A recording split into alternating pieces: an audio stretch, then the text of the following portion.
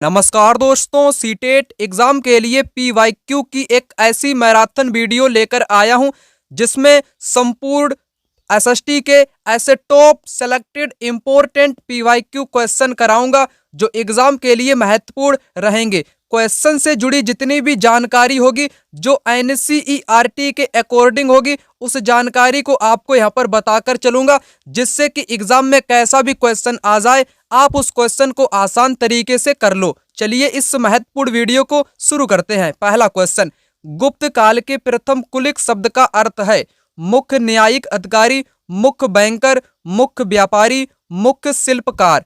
यहाँ पर इस क्वेश्चन का सही आंसर हो जाएगा मुख्य शिल्पकार कहते थे प्रथम कुलिक। प्रथम कुलिक शब्द का अर्थ होता है मुख्य शिल्पकार। शिल्पकार का मतलब होता है कारीगर। जो किसी भी सामान का निर्माण किया करते थे उनको कारीगर अथवा मुख्य शिल्पकार के नाम से गुप्त काल में जाना जाता था, जिसके लिए एक शब्द प्रयोग में आया प्रथम कुलिक। चलिए बढ़ते हैं अगले प्रश्न की तरफ। यहाँ पर अगला प्रश्न कहता है वो भुर्च बर्च छाल कहाँ पाई गई जिस पर ऋग्वेद की वैदिक प्रार्थनाएं सूक्त लिखी गई? कश्मीर, महाराष्ट्र, बंगाल, बिहार। यहाँ पर इस क्वेश्चन का राइट आंसर हो जाएगा कश्मीर। कश्मीर राज्य में बुर्ज बुर्ज नाम की जो पेड़ की जो छाल है वहां पर पाई गई। कहां पर? कश्मीर में पाई गई। बुर्ज नामक जो पेड़ की छाल हुआ करती है, इस छाल पर मैन्युस्क्रिप्ट यानी कि पांडुलिपि किस पर लिखी रहती थी प्राचीन काल में? तो पांडुलिपियां आपकी बुर्ज नामक पेड़ की छाल पर लिखी जाती थी प्राचीन काल में। और पांडुलिपि के जो अवशेष पाए गए हैं ऋग्वैदिक काल के, वो कहां से मिले हैं? वो मिले हैं कश्मीर से। कहां से? कश्मीर से पाए गए हैं। यहां पर बात करेंगे अगले प्रश्न की। यहां पर क्वेश्चन कहता है निम्नलिखित में से कौन सी तमिल कृति हमें आम पुरुषों और महिलाओं के जीवन के बारे में सूचित करती है? ये क्वेश्चन अब तक एग्जाम में 2 बार पूछा गया। कितनी बार? 2 बार पूछा जा चुका है। शिल्पाधिकरम, बलयापति, मणिमेकलई या पेरिया पूर्णम। तो इस क्वेश्चन का राइट आंसर हो जाएगा पेरिया पूर्णम। पेरिया पूर्णम क्या है? ये एक तमिल रचना है। तमिल की रचनाओं को संगम रचनाओं के नाम से भी जाना जाता है, संगम साहित्य के नाम से भी जाना जाता है। तो एक तमिल रचना है पेरिया पूर्णम। इससे अब तक परीक्षा में 2 क्वेश्चन पूछे गए हैं, ठीक है ना। और ये क्वेश्चन आपके 2024 वाले पेपर यानी कि जो आपके जो पिछले महीने में पेपर हुए थे उसमें ये क्वेश्चन पूछा गया था। पेरिया पूर्णम जो कि एक तमिल कृति है जो कि हमें जानकारी देती है। ये किसके बारे में जानकारी देती है? आम पुरुषों और आम महिलाओं के बारे में जानकारी देती है, इसलिए महत्वपूर्ण है। चलिए आगे बढ़ते हैं। आगे यहाँ पर करना क्या है आपको? यहाँ पर करना है आपको मिलान करना है। Which of the following is not matched correctly. Not वाला बताना है कौन सा यहाँ पर सही मेल नहीं खा रहा है। खजुराहो चंदेल, ऐहोल चालुक्य, कांचीपुरम पल्लव, महाबलीपुरम चोल। तो यहाँ पर आपको राइट आंसर बताना है नहीं वाला, यानी कि गलत जो यहाँ पर हो उसको ढूंढ करके आपको यहाँ पर बताना है, ठीक है ना। तो इस क्वेश्चन का राइट आंसर होगा महाबलीपुरम, जो कि चोल से संबंधित नहीं है। खजुराहो के जो मंदिर है ना, इसका जो निर्माण चंदेल शासकों ने किया था। ऐहोल ये चालुक्य राज्य से संबंधित है। कांचीपुरम ये पल्लव से संबंधित है। चोल यहाँ पर आपका ये गलत हो जाएगा, महाबलीपुरम से नहीं है, ठीक है ना। चलिए आगे बढ़ते हैं। तो राइट आंसर यहाँ पर 4 वाला हो जाएगा। यहाँ पर नेक्स्ट क्वेश्चन कहता है, यहाँ पर है कंसीडर द फॉलोइंग स्टेटमेंट। तवारीख was written by learned man in Urdu. क्या जो तवारीख थी, क्या थी? तवारीख को सुशिक्षित व्यक्तियों द्वारा उर्दू में लिखा गया। जो तवारीख के लेखक थे ये किस काल में थे? ये तो आपके दिल्ली सल्तनत के दौरान थे। कब? दिल्ली सल्तनत के दौरान। कौन थे? ये थे आपके तवारीख के लेखक। तवारीख का मतलब होता है इतिहास लिखने वाले लेखक। जो उनके काल का जो इतिहास लिखते थे उनको तवारीख के लेखक के नाम से जाना जाता है, ठीक है ना। तो उनको तवारीख के लेखक के नाम से यहाँ पर जाना जाता है। यहाँ पर हिंदी से आपको कराता हूँ, ठीक है ना। तो पहला स्टेटमेंट यहाँ पर क्या होगा? उर्दू में लिखा गया। क्या तवारीख के लेखक ने व्यक्तियों का जो इतिहास था वो उर्दू में लिखा था या किसी दूसरी भाषा में लिखा था? यहाँ पर आपको बताना है, ठीक है ना। तो पहला बिल्कुल गलत है, उर्दू में नहीं लिखा था। किस भाषा में लिखा था? याद रखना, फारसी में। किस में लिखा था? फारसी में लिखा था। पहली बात, तवारीख के लेखक नगरों में रहते थे, बिल्कुल करेक्ट। ये दिल्ली जैसे नगरों में रहा करते थे, ना कि गांव वाले क्षेत्र में। तो नगरों में रहते थे। वे प्राय अपने इतिहास सुल्तानों के लिए उनसे ढेर सारे पुरस्कार पाने की आशा में लिखा करते थे, यानी कि इनाम पाने के लिए ये लोग लिखा करते थे उनका इतिहास। ठीक है ना। तो यहाँ पर सेकंड और थर्ड इस क्वेश्चन का राइट आंसर होगा, सेकंड ऑप्शन यहाँ पर राइट आंसर हो जाएगा, सेकंड वाला स्टेटमेंट एंड थर्ड वाला स्टेटमेंट। सीटेट एग्जाम के लिए एक ऐसी बेहतरीन किताब आप लोगों के लिए लेकर के आया हूं जो कि पेपर 2 सोशल साइंस अर्थात सामाजिक विज्ञान के लिए रहने वाली है। यह किताब दिशा पब्लिकेशंस की तरफ से आने वाली किताब है। इस किताब में आप लोगों को सभी वर्षों के क्वेश्चन पेपर का सॉल्यूशन मिलने वाला है, वो भी 2011 से लेकर के 2024 तक। इस किताब में आपको लैंग्वेज फर्स्ट के रूप में इंग्लिश मिलेगा और लैंग्वेज सेकंड के रूप में आपको हिंदी भाषा भी मिल जाएगी। 2850 MCQ क्वेश्चन भी होंगे, 19 पेपर भी इस किताब में आपके शामिल किए गए हैं। इस मीडियम वाले इंग्लिश में यह बुक ले सकते हैं, हिंदी मीडियम वाले हिंदी में यह बुक ले सकते हैं और इन बुक्स के साथ अदर सब्जेक्ट्स की भी आपको बुक्स मिल जाएंगी। इस किताब में आप लोगों को सभी पार्ट्स के क्वेश्चन पेपर मिलेंगे। आप लोग यहाँ पर देख ही पा रहे होंगे, सभी क्वेश्चन आपको ईयर वाइज सभी वर्षों के इस प्रकार से मिल जाएंगे और जितने भी क्वेश्चन का जो सॉल्यूशन रहेगा, जिनका हल रहेगा, वो व्याख्या सहित आपको मिलने वाला है। आप लोग यहाँ पर देख ही पा रहे होंगे। इसके अलावा आप लोग चाइल्ड डेवलपमेंट एंड पेडागोजी की भी किताब ले सकते हो। इन किताब में भी आपको सभी वर्षों के क्वेश्चन पेपर का सॉल्यूशन मिल जाएगा, थ्योरी भी मिलेगी और कंप्लीट अदर टेट एग्जाम की भी तैयारी इन किताब के माध्यम से कर सकते हो। जो आपका पार्ट पेपर में आता है चाइल्ड डेवलपमेंट एंड पेडागोजी का, वो इन किताब की मदद से आप कंप्लीट कर सकते हैं। तो यह किताब आप लोग दिशा पब्लिकेशंस की वेबसाइट से खरीद सकते हो। वेबसाइट का लिंक मैं आपको डिस्क्रिप्शन बॉक्स में दे दूंगा और यह किताब लेने पर आपको 40% का डिस्काउंट भी मिल जाएगा। कूपन कोड आप लोग करण 5 को भी यूज कर सकते हो एक्स्ट्रा छूट लेने के लिए। अमेज़न या फ्लिपकार्ट के माध्यम से भी इस किताब को खरीद सकते हो, उसका भी लिंक मैं आपको डिस्क्रिप्शन बॉक्स में दे दिया हूं। आइए बात करेंगे यहाँ पर अगले प्रश्न की। यहाँ पर है निम्नलिखित में से कौन सी रचना सूरदास द्वारा संकलित नहीं है। ठीक है ना। Are not composed by Surdas, तो सूरदास के द्वारा कौन सी रचना नहीं लिखी गई है। सूर सागरवली, सूर सारावली, साहित्य रत्ना, साहित्य लहरी। हिंदी से जो स्टूडेंट होंगे ना, जो रचनाओं को अच्छे ढंग से समझते होंगे, तो उनको बताना चाहूंगा सूरदास। सूरदास की रचना सूर सागर भी है, सूर सारावली भी है, साहित्य लहरी भी है, परंतु साहित्य रचना कोई इनकी रचना नहीं है, साहित्य रत्ना नहीं है। ठीक है ना। तो नहीं वाला आपको बताना, composed by Surdas are not, गलत गलत आपका यहाँ पर है थर्ड वाला, इसलिए थर्ड वाला यहाँ पर इस क्वेश्चन का सही आंसर माना जाएगा। चलिए आगे बढ़ते हैं। आगे यहाँ पर है consider the following statements A and R and choose the correct answer. Through the 18th century the Mughal empire gradually fragmented into a number independent regional state. ठीक है ना।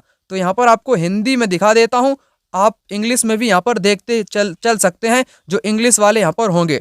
निम्नलिखित कथन को पढ़ के आपको राइट आंसर बताना है। 18वीं शताब्दी के दौरान मुगल साम्राज्य धीरे धीरे कई स्वतंत्र क्षेत्रीय राज्यों में बिखर गया था। ये बात बिल्कुल सही है। 18वीं शताब्दी के दौरान जो मुगल जो साम्राज्य था, ये धीरे धीरे टूटने लगा था, बिखरने लगा था, जिसका कारण था कि मुगल सम्राट की सत्ता के पतन के साथ साथ कई प्रांतों में सूबेदार और बड़े बड़े जमींदारों ने भारतीय उपमहाद्वीप के विभिन्न हिस्सों में अपनी शक्ति और प्रबल कर ली थी। ये दोनों यहाँ पर आपके सही दिए गए, कारण भी यहाँ पर सही दिया गया है, इसलिए पहला वाला ऑप्शन यहाँ पर करेक्ट आंसर हो जाएगा। ए और आर दोनों सही है, आर सही व्याख्या करता है ए की। चलिए आगे बढ़ते हैं। आगे यहाँ पर क्वेश्चन आ चुका है, यहाँ पर आपको राइट आंसर बताना है। In which region land owners were known as Vellalars. तो वेलार्स किसान जो थे, ये कहाँ के किसान थे, किस क्षेत्र के किसान को वेलार के नाम से जाना जाता था। महाराष्ट्र वाले क्षेत्र, तमिल क्षेत्र, पंजाब का क्षेत्र या बंगाल वाला क्षेत्र। तो राइट आंसर होगा तमिल वाले क्षेत्र में। जो दक्षिण भारत का जो तमिल क्षेत्र है ना, दक्षिण भारत का जो तमिल क्षेत्र है, वहां के जो भूस्वामी थे उनको वेल्लार बोला जाता था। क्या वेल्लार बोला जाता था तमिल वाले क्षेत्र में बड़े भूस्वामी को। ठीक है ना। अगला प्रश्न यहाँ पर कहता है कथनों ए तथा बी को पढ़ें और सही उत्तर का चुनाव करें। राजा राम मोहन राय जैसे लोगों ने सुधारक इसलिए कहा जाता है क्योंकि वे मानते थे कि समाज में परिवर्तन लाना और अन्यायपूर्ण तौर तरीकों से छुटकारा पाना जरूरी है। बिल्कुल ऐसे समाज सुधारक मानते थे। करेक्ट हो जाएगा। सुधारकों का विचार था कि इस तरह के परिवर्तन लाने के लिए लोगों को इस बात के लिए प्रेरित किया जाना चाहिए कि वे पुराने व्यवहार को छोड़कर जीवन का नया ढंग अपनाने के लिए तैयार हों। ये भी यहाँ पर सही हो जाएगा। दोनों यहाँ पर सही हो जाएंगे। तो राइट आंसर आपका यहाँ पर थर्ड ऑप्शन हो जाएगा। दोनों ए एवं बी सही हैं। चलिए आगे बढ़ते हैं। आगे यहाँ पर क्वेश्चन आ चुका है। यहाँ पर कहता है पूर्व मद्रास चेन्नई में स्थापित वेद समाज प्रेरित था। ये क्वेश्चन एग्जाम में 2 बार पूछा गया। एक तो जो मैं आपको करा रहा हूं ये सिंपल तौर पर, एक इसी बार एग्जाम में पूछा गया था, उसमें स्टेटमेंट से था, परंतु वहां पर आपको बताना था। जो आपका वेद समाज था ये किससे प्रेरित था? ये था ब्रह्म समाज से प्रेरित। क्वेश्चन में स्टेटमेंट में ए बी करके क्वेश्चन दिया गया था, उसमें लिखा था वेद समाज आर्य समाज से प्रेरित था। आर्य समाज से नहीं प्रेरित था बल्कि ब्रह्म समाज से प्रेरित था। किससे? वेद समाज ब्रह्म समाज से प्रेरित था। ये आपको पता होना चाहिए। 2 बार एग्जाम में क्वेश्चन पूछा गया है, इसलिए महत्वपूर्ण है। ठीक है ना। आगे यहाँ पर बात करेंगे आगे की क्वेश्चन की। आगे यहाँ पर क्वेश्चन आ चुका है जो कि कहता है निम्नलिखित कथनों ए और आर को पढ़िए और सही विकल्प चुनिए। ईवी रामास्वामी नायकर और पेरियार मनु संहिता, भगवत गीता और रामायण जैसे ग्रंथों के आलोचक थे। पेरियार ने देखा कि ये ग्रंथ निम्न जातियों के ऊपर उच्च जातियों और महिलाओं के ऊपर पुरुषों का वर्चस्व स्थापित करने के लिए उपयोग में लाए जाते हैं। तो मैंने आपको हर बार बताया है ईवी रामास्वामी नायकर, जिन्होंने मनु संहिता, भगवत गीता, रामायण जैसे ये ग्रंथों के कट्टर विरोधी थे, आलोचक थे। ये बात तो सही है, कारण भी यहाँ पर सही है। उन्होंने कहा था, ठीक है ना, उन्होंने कहा कि जो ग्रंथ है ना, ये ग्रंथ महिलाओं और निचली जाति के लोगों को नीचा दिखाते हैं और पुरुषों को ऊंचा दिखाते हैं, यानी कि उनका वर्चस्व स्थापित करने का प्रयास करते हैं। तो ये दोनों बातें यहाँ पर सही हो जाएंगी, इसलिए राइट आंसर पहला वाला हो जाएगा। ए आर दोनों सही है और सही व्याख्या भी यहाँ पर करते हैं। ठीक है ना। और ईवी रामास्वामी पेरियार, जिन्होंने स्वाभिमान आंदोलन की स्थापना भी इन्होंने ही की थी। मैंने आपको इससे पहले की कई वीडियो में बताया होगा, है ना, रामास्वामी नायकर के बारे में, जिनसे अक्सर एग्जाम में बहुत सारे क्वेश्चन पूछे गए हैं। आगे यहाँ पर क्वेश्चन है किस गवर्नर जनरल ने घोषणा की कि बहादुर शाह जफर अंतिम मुगल राजा होंगे? ये भी एग्जाम में 2 से 3 बार अब तक क्वेश्चन पूछा जा चुका है, महत्वपूर्ण है। तो कैनिंग ने कहा, डलहौजी ने कहा, हार्डिंग ने कहा, एल्जिन ने कहा। राइट आंसर होगा कैनिंग। किसने कहा था? लॉर्ड कैनिंग ने दावा किया कि जो बहादुर शाह जफर है ये अंतिम मुगल राजा होगा, इसके वंश का कोई भी राजा या सम्राट को स्वीकारा नहीं जाएगा, है ना। ये था कैनिंग। कैनिंग ने ऐसा कहा था। किसने कहा था? कैनिंग ने ऐसा कहा था। चलिए आगे बात करेंगे। आगे यहाँ पर क्वेश्चन है निम्नलिखित में से किस भाषा में केसरी अखबार छपता था? किस भाषा की यहाँ पर बात करी गई है? ये एग्जाम में 2 बार क्वेश्चन पूछा गया है। ठीक है ना। ये जो क्वेश्चन है इंपॉर्टेंट है। एक तो पूछा गया था केसरी का संपादक कौन है? संपादक कौन है? कौन व्यक्ति इसका संपादक था? इस क्वेश्चन का राइट आंसर हो जाएगा मराठा, यानी कि मराठी भाषा में केसरी अखबार छपता था। इसका जो संपादक था, संपादक को यहाँ पर मैं बता देता हूँ, बाल गंगाधर तिलक। क्या नाम था? बाल गंगाधर तिलक उस व्यक्ति का नाम था जो कि केसरी अखबार का संपादक कहलाता था। एग्जाम में बहुत बार पूछा गया, अन्य एग्जाम में भी पूछा जाता है। चलिए आगे बढ़ते हैं।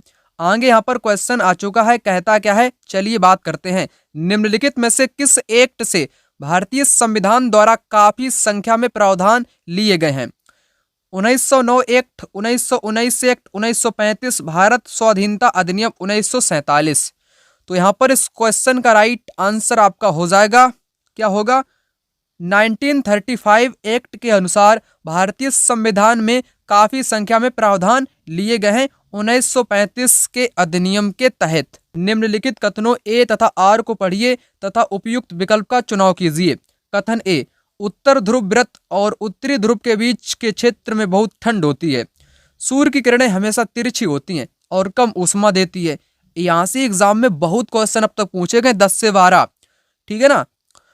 यहाँ पर आपको बताना चाहूँ, जो उत्तर ध्रुव व्रत है और उत्तरी ध्रुव है, ये बहुत क्षेत्र ठंडा होता है। ठंडा इसलिए होता है क्योंकि सूर्य की किरणें यहाँ पर तिरछी पड़ती हैं। तिरछी पड़ने के कारण कम ऊष्मा जाती है, इसलिए वहाँ पर ठंड होती है। तो दोनों बातें यहाँ पर सही हैं और सही व्याख्या भी करता है, इसलिए पहला वाला ऑप्शन यहाँ पर इस क्वेश्चन का राइट आंसर हो जाएगा।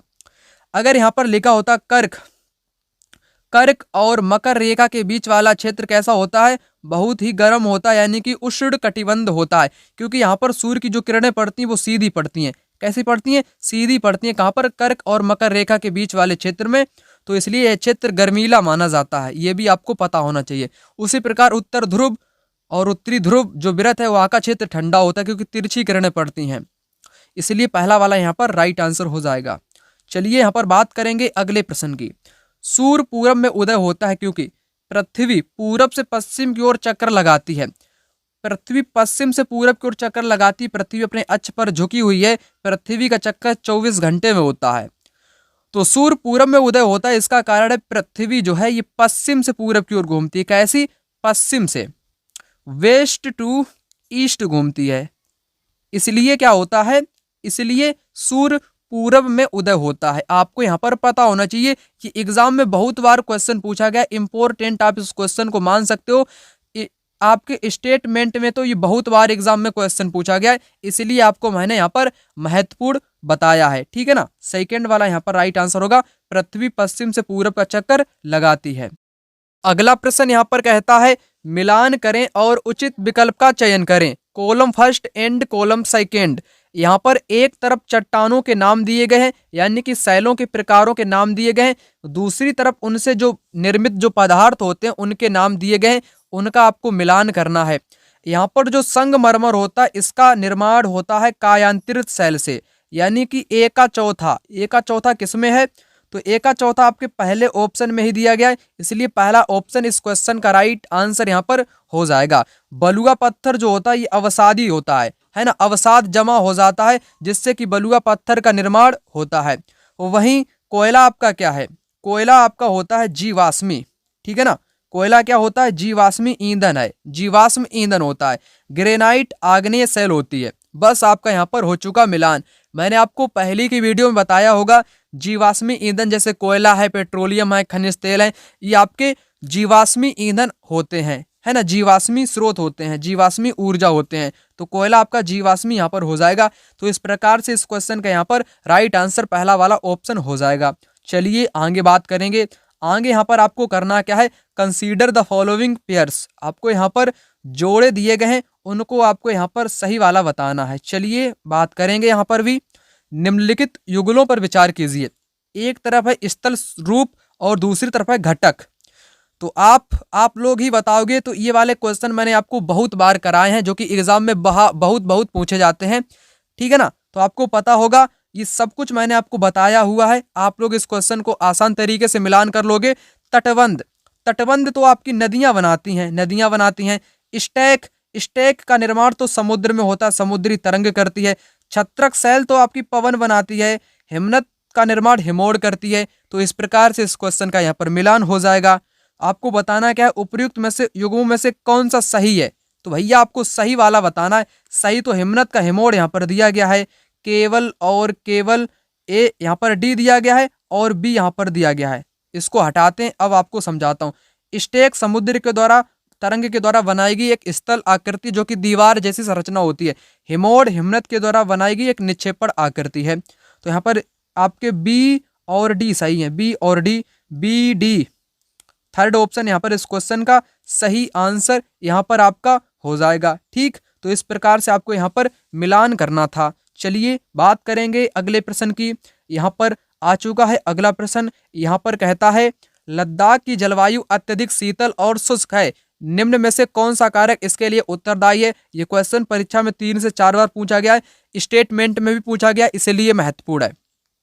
तो यहाँ पर आपको बताता हूँ, जो लद्दाख है ये ठंडा भी है और शुष्क भी है। इसका कारण क्या है, अक्षांश से ऊंचाई, वायु दाब एवं पवने है, या समुद्र से दूरी है। तो सही आंसर यहाँ पर आपका हो जाएगा, क्या होगा, ऊंचाई। ऊंचाई के कारण ये शीतल और शुष्क है। चलिए बात करेंगे अगले प्रश्न की। अगला प्रश्न यहाँ पर कहता है निम्नलिखित ए तथा आर को पढ़ें और सही विकल्प का चयन करें। कम तापमान वाले क्षेत्रों में वायु ठंडी होती है, ठंडे क्षेत्रों में वायु भारी होती है। क्या है ये क्वेश्चन, आपको बताना है। तो यहाँ पर इस क्वेश्चन का जो राइट आंसर हो जाएंगे, दोनों आपके यहाँ पर सही दिए गए हैं। अगर मैं बात करूं कम तापमान, यानी कि जो ठंडा क्षेत्र होता है वहां पर वायु कैसी होती है, वायु आपकी मतलब कि भारी होती है। कैसी होती है? ठंडे क्षेत्र में भारी होती है वायु, ठीक है। कम तापमान का मतलब ठंडा, जहां पर तापमान बिल्कुल कम होगा तो वो क्षेत्र कैसा होगा, वहां की वायु भी ठंडी होगी। सिंपल सी बात है, सिंपल सी बात है ना। ठंडे क्षेत्र में वायु भारी होती है और गर्मी वाले क्षेत्र में वायु हल्की होती है, हल्की होकर के ऊपर उठ जाती है, ठंडी वायु नीचे बैठ जाती है। बस दोनों यहाँ पर आपके सही हो जाएंगे। पहला वाला ऑप्शन इस क्वेश्चन का राइट आंसर हो जाएगा। अगला प्रश्न यहाँ पर कहता है, निम्नलिखित में से कौन सा जनसंपर्क माध्यम का उदाहरण नहीं है? Which of the following is not an example of mass media? समाचार पत्र, रेडियो, सेल्यूलर फोन, टेलीविजन। तो जनसंपर्क का माध्यम यानी कि मास मीडिया का कौन सा नहीं है, आपको नहीं वाला बताना, यानी कि गलत वाला आपको यहाँ पर बताना है। तो समाचार पत्र भी होते हैं, यानी कि न्यूज़पेपर भी जनसंपर्क का माध्यम है, रेडियो भी है, टेलीविजन भी है, परंतु सेल्यूलर फोन नहीं होता है, ठीक है ना। ये यहाँ पर थर्ड वाला आपका गलत दिया गया है, जो कि बिल्कुल गलत है। यह यहाँ पर आपका राइट आंसर माना जाएगा, थर्ड वाला, क्योंकि नहीं वाला आपको यहाँ पर बताना था। चलिए आइए इस क्वेश्चन को भी यहाँ पर सोल्व करते हैं। भूमध्य सागरीय प्रकार की वनस्पति कहाँ नहीं पाई जाती हैं? नहीं वाला आपको यहाँ पर बताना है, ठीक है ना। नहीं वाला आपको यहाँ पर बताना है। यूरोप, अफ्रीका एवं एशिया के भूमध्य सागर के समीप वाले प्रदेशों में, ठीक, संयुक्त राज्य अमेरिका के कैलिफोर्निया में, दक्षिण पश्चिमी अफ्रीका में, दक्षिण पूर्व अफ्रीका में। यहाँ पर इस क्वेश्चन का बिल्कुल गलत जवाब आपका होगा फोर वाला। फोर यहाँ पर गलत है, बाकी तीन आपके यहाँ पर सही दिए गए हैं। जो भूमध्य सागर की वनस्पति होती है ये यूरोप, अफ्रीका, एशिया के भूमध्य सागर प्रदेश के समीप भी पाए जाते हैं, संयुक्त राज्य अमेरिका के कैलिफोर्निया में भी पाए जाते हैं, दक्षिण पश्चिम अफ्रीका में पाए जाते हैं, परंतु दक्षिण पूर्व अफ्रीका में नहीं पाए जाते हैं। इसलिए राइट आंसर यहाँ पर फोर वाला हो जाएगा, नहीं वाला आपको यहाँ पर बताना था। चलिए आइए यहाँ पर बात करेंगे अगले प्रश्न की। यहाँ पर है कंसीडर द फॉलोइंग रिसोर्स, ठीक है ना। Mica, forest, natural gas, soil and water. तो आपको स्रोत बताना है, कौन सा यहाँ पर स्रोत है। यहाँ पर आपको हिंदी में दिखा देता हूँ। निम्न संसाधनों पर विचार करें: अभ्रक, वन, प्राकृतिक गैस, मृदा, जल। उपर्युक्त में से कौन से प्राकृतिक संसाधन नवीकरण संसाधन है? आपको मैंने बहुत बार बताया होगा, नवीकरण के बारे में बताया होगा, और मैंने आपको नवीकरण के बारे में भी बता कर थक गया हूं, ठीक है ना। बहुत क्वेश्चन यहाँ से एग्जाम में पूछे गए हैं। तो आपको यहाँ पर नवीकरण बताना है। नवीकरण का मतलब मैंने आपको पहले ही बताया था, जो खत्म ना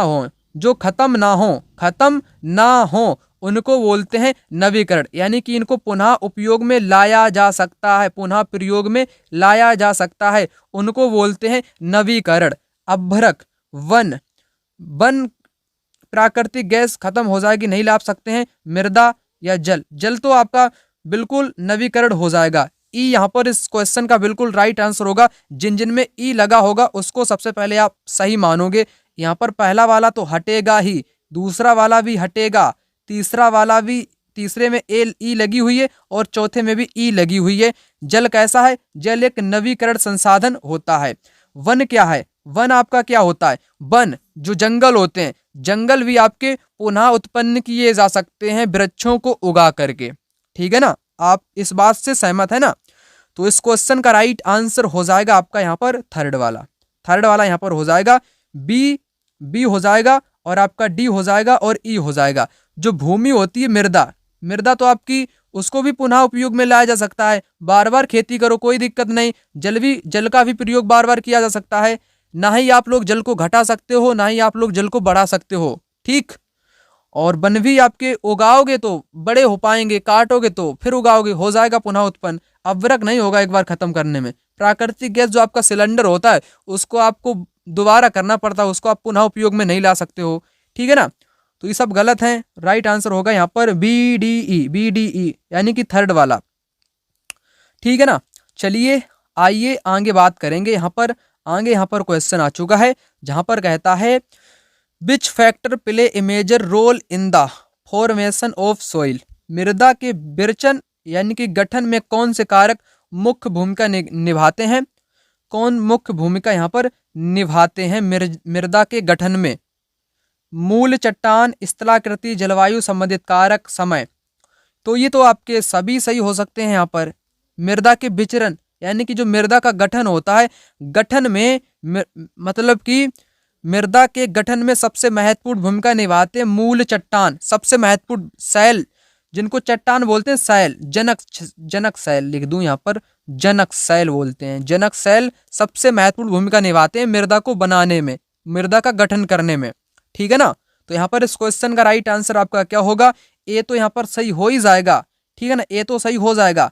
समय क्या निर्धारित करता है? मृदा की मोटाई को निर्धारित करता है। यहाँ पर लिखना चाहूंगा, मोटाई को निर्धारित करता है समय।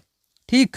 जलवायु संबंधित कारक भी मृदा के गठन में सहायक होते हैं। यहाँ पर ए वाला और सी वाला करेक्ट आंसर हो जाएगा, बस और बस, ए और सी।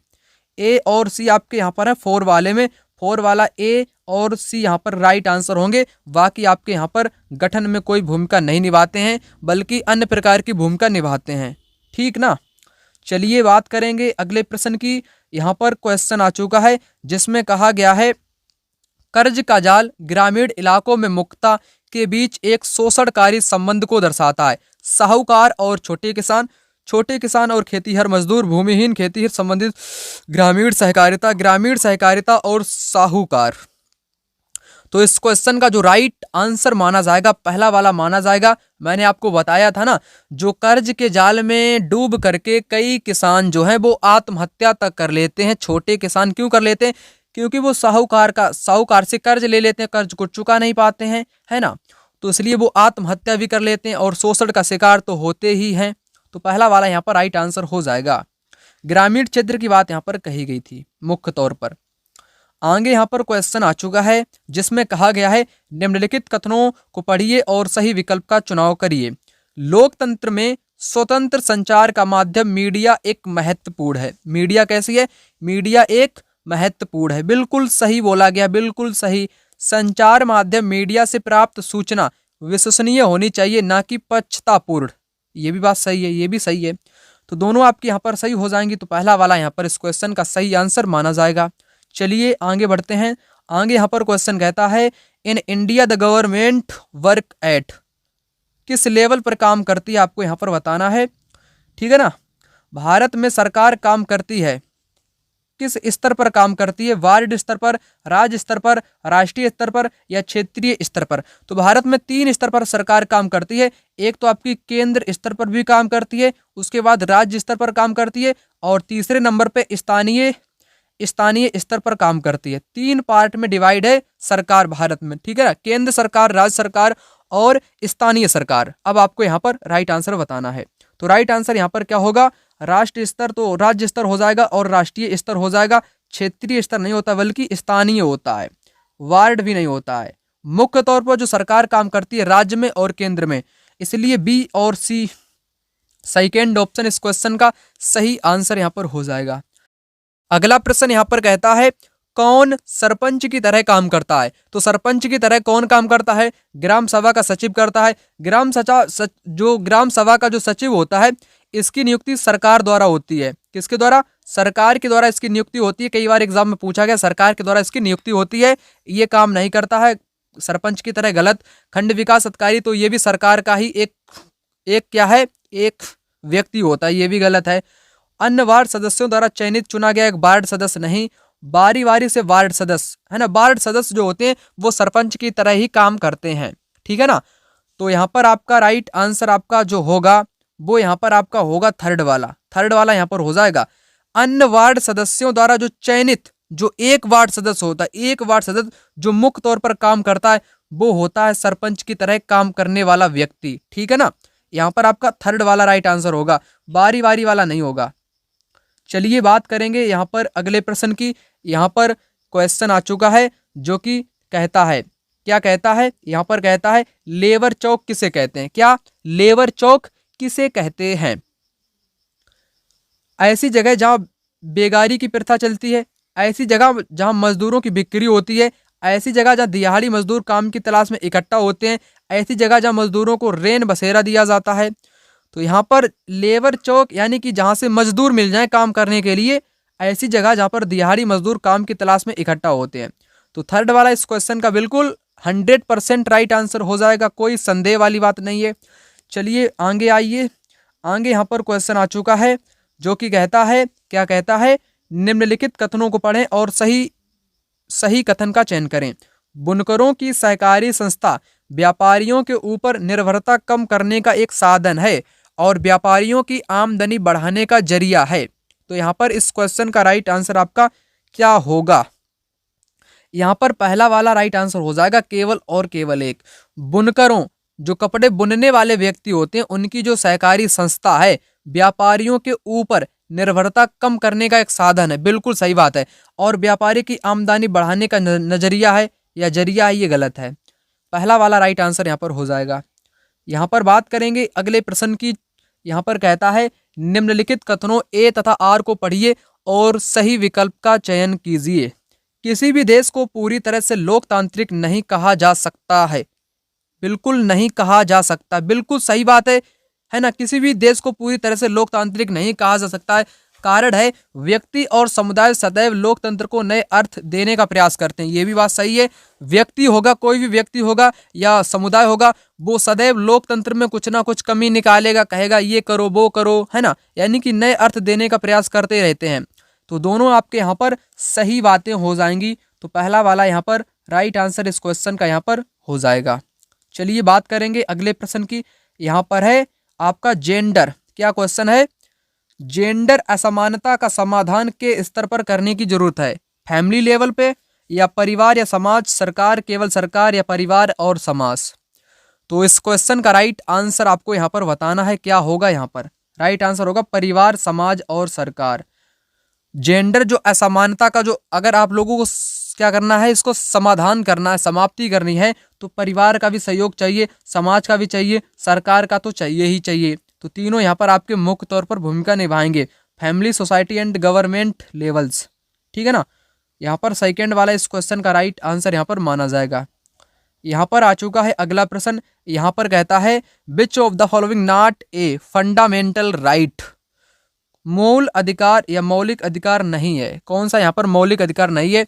धार्मिक स्वतंत्रता का अधिकार तो मौलिक अधिकार है भैया। संवैधानिक उपचार का अधिकार अनुच्छेद 32 भी है। संपत्ति का अधिकार नहीं है। प्रारंभिक शिक्षा ग्रहण करने का भी अधिकार है। नहीं वाला बताना है आपको। तो थर्ड वाला इस क्वेश्चन का राइट आंसर यहाँ पर माना जाएगा। ठीक है ना। Right to property, right to property का अधिकार बिल्कुल नहीं है मौलिक अधिकार। ठीक है ना। तो इस क्वेश्चन का राइट आंसर आपका हो जाएगा थर्ड वाला। कौन सा? थर्ड वाला यहाँ पर इस क्वेश्चन का राइट आंसर हो जाएगा। अगला प्रश्न यहाँ पर कहता है स्कूलों के मध्याह्न भोजन की योजना का प्रावधान निम्नलिखित में से भारतीय नागरिकों को प्राप्त किया गया किस मौलिक अधिकार का यह विस्तार है? राइट आंसर होगा यहाँ पर जीवन का अधिकार।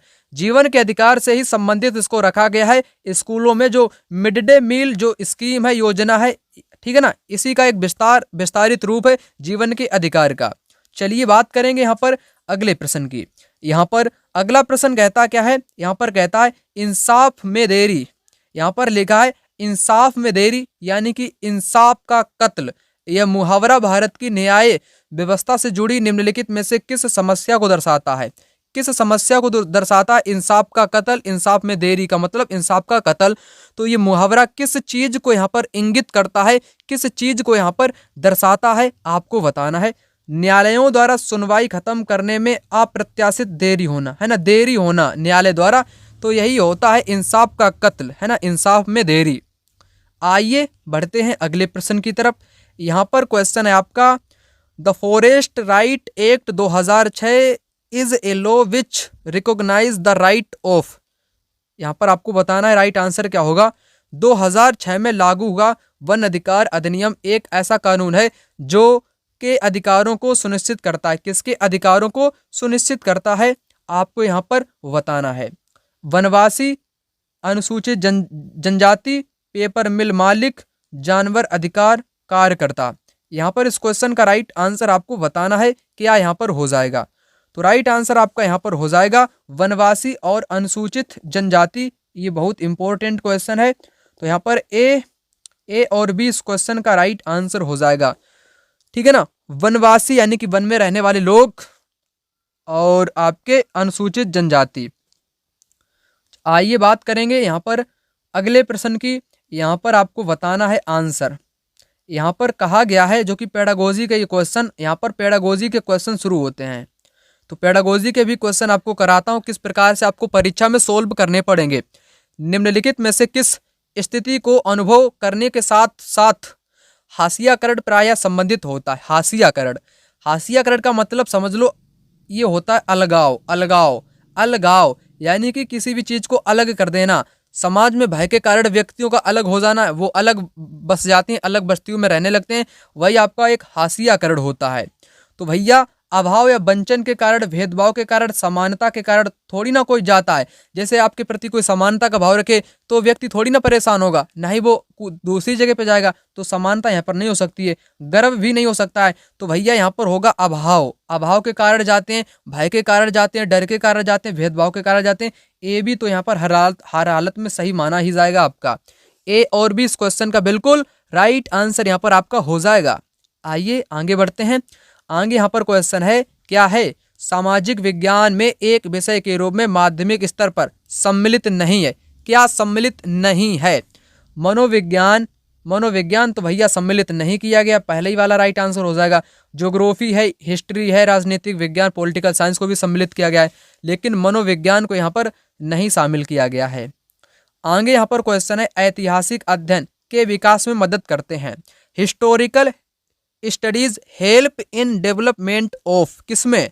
आध्यात्मिक पक्ष या ज्ञानात्मक पक्ष, मनोक्रियात्मक या आर्थिक पक्ष। ऐतिहासिक जो इतिहास का जो अध्ययन होता है ये किस चीज को यहाँ पर विकसित करने में मदद करता है? जो आप लोग इतिहास पढ़ते हो ना, तो ये किस चीज को बढ़ावा देता है या विकसित करने का यहाँ पर प्रयास करता है? क्या प्रयास करने का यहाँ पर देता है? आपको बताना, बिल्कुल सरल क्वेश्चन है, यहाँ पर कोई आपको दिक्कत नहीं होनी चाहिए। ये ज्ञान को बढ़ाता है, किसको? कोग्निटिव डोमेन को यहाँ पर बढ़ाता है, ज्ञान को बढ़ाता है। और जो आर्थिक पक्ष के स्तर को बढ़ाएगा वो तो आपका अर्थशास्त्र हो जाएगा, सिंपल सी बात है। आध्यात्मिक आपका फिलोसफी बढ़ा सकता है ना, दर्शन शास्त्र। आइए आगे बढ़ेंगे। आगे यहाँ पर आ चुका है आपका क्वेश्चन, यहाँ पर कहता क्या है? यहाँ पर आपका क्वेश्चन कहता है, भूगोल की कक्षा में शिक्षक विशेषित क्षेत्रों को ढूंढने के लिए विद्यार्थियों को निम्नलिखित में से संलिप्त करने द्वारा उनकी सहायता कर सकता है। तो यहाँ पर भूगोल की कक्षा की बात कही गई है। कुछ विशिष्ट विशेषताओं को पहचानने और रिकॉर्ड करने, मानचित्र का अध्ययन, मानचित्र पर सूचना ढूंढने, विश्वकोश का उपयोग करने। तो यहाँ पर राइट आंसर क्या हो सकता है? विशेषित क्षेत्रों को ढूंढने के लिए, क्षेत्रों को ढूंढने के लिए भूगोल की कक्षा में क्या सहायता कर सकता है, आपको बताना है। तो यहाँ पर क्या सहायता कर सकता है? आप सभी को यहाँ पर पता होगा, क्या पता होगा? यहाँ पर आपको पता होगा मानचित्र भी भूगोल में काम में आते हैं, है ना, मानचित्र भी काम में आते हैं, मानचित्र पर सूचना ढूंढने भी काम आते हैं। विश्वकोश, यहाँ पर ये आपका गलत होगा, विश्वकोश की जरूरत यहाँ पर नहीं पड़ेगी। कुछ विशिष्ट विशेषताओं और पहचानने और रिकॉर्ड करने, यहाँ पर ये भी हो सकता है। तो पहला, दूसरा, तीसरा, थर्ड में है। यहाँ पर किस में है आपका राइट आंसर? यहाँ पर कौन सा आपका हो जाएगा? यहाँ पर आपका राइट आंसर जो होगा वो मैंने आपको बताया, यहाँ पर दूसरा वाला, first second third, first second third यहाँ पर हो जाएगा। चौथा तो यहाँ पर गलत ही है आपका। आगे यहाँ पर आ चुका है क्वेश्चन आपका, निम्नलिखित समस्या समाधान के स्तरों को सही अनुक्रम में यानी कि सही क्रम में सुव्यवस्थित आपको करना है। मूल्यांकन, पुनरीक्षण, कार्य योजना बनाना और लागू करना, समस्या का सूत्रीकरण और व्याख्या करना, विचारों और विकल्पों को उत्पन्न करना। तो सबसे पहले आप लोग यहाँ पर क्या करोगे? किसी भी समस्या के समाधान करने के लिए सबसे पहले आपको यहाँ पर क्या करना पड़ता है? सबसे पहले करना पड़ता है समस्या का सूत्रीकरण और व्याख्या करना। ये आएगा आपका, ये आएगा यहाँ पर पहले नंबर पे, ठीक है ना। ये यहाँ पर कितने नंबर पे आएगा? ये आपका आ जाएगा यहाँ पर पहले नंबर पे। और उसके बाद विचारों और विकल्पों को उत्पन्न करेंगे, ये आ जाएगा दूसरे नंबर पे। और उसके बाद क्या करेंगे? कार्य योजना बनाएंगे और उसको लागू करेंगे, जो कि तीसरे नंबर पे आएगा। लास्ट में करते हैं मूल्यांकन और परीक्षण, ये आपके चौथे नंबर पे आ जाएगा। तो आपको यहाँ पर पता ही होगा सबसे लास्ट में क्या करते हैं? सबसे लास्ट में करते हैं मूल्यांकन और पुनरीक्षण। तो पहला वाला इस क्वेश्चन का राइट आंसर यहाँ पर हो जाएगा, मैंने आपको बता भी दिया। आइए बात करेंगे यहाँ पर अगले प्रश्न की। यहाँ पर आ चुका है क्वेश्चन, पेडागोजी के क्वेश्चन का लेवल कुछ इस प्रकार से एग्जाम में रहता है, जो कि आप लोग यहाँ पर देख सकते हो। एसएसटी पेडागोजी जो कि सीडीपी से बिल्कुल अलग होता है। कई टीचर आपको कहते हुए मिलेंगे कि बिल्कुल आप सीडी भी कर लो, बस आपकी एसएसटी पेडागोजी हो जाएगी। ऐसा बिल्कुल नहीं होता है, आप लोगों के ये सामने है। मान लीजिए आप सरल से जटिल उपागम में पाठचर्या को सुव्यवस्थित करना चाहते हैं। नीचे 2 कथन दिए गए, उनको क्रम में लगाकर आपको बताना है। परिवार में रहना, भारत के वन क्षेत्र, पड़ोस में परिवार, बहुत पहले के समुदाय। यहाँ पर आपको क्रम में लगाना है, सरल से जटिल की ओर, यानी कि सिंपल से आपको कठिन की ओर। इनको आपको क्रमबद्ध तरीके से आपको लगाना है। सबसे पहले आप क्या करोगे, परिवार में रहोगे, भारत के वन क्षेत्र में जाओगे, पड़ोस में रहोगे, यह बहुत पहले के समुदाय। तो सबसे पहले यहाँ पर आप लोग किसको जोड़ोगे, यहाँ पर आप लोग किसको यहाँ पर सबसे पहले लाओगे। चलिए आपको यहाँ पर बता देता हूँ। यहाँ पर आप सबसे पहले लाओगे किसको, यहाँ पर सबसे पहले आपको परिवार में रहेंगे। सबसे पहले कहाँ पर आप रहोगे, परिवार में रहोगे।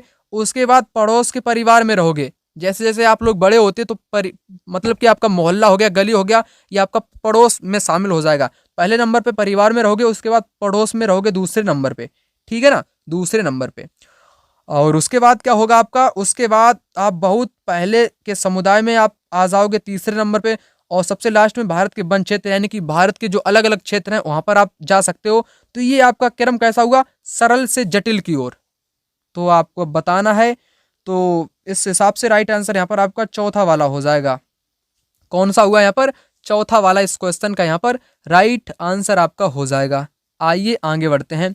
आगे यहाँ पर आपको बताना क्या है, यहाँ पर आपको बताना है, यहाँ पर आपको बताना है निम्नलिखित मानचित्रों में से कौन से मानचित्र का आप कक्षा में पृथ्वी की प्राकृतिक विशेषताओं को दर्शाने के लिए, प्राकृतिक विशेषता जैसे पर्वत, पठार, मैदान, झील, झरने, नदी, सागर, महासागर, महाद्वीप को दर्शाने के लिए फिजिकल मैप, भौतिक मानचित्र का प्रयोग करते हैं।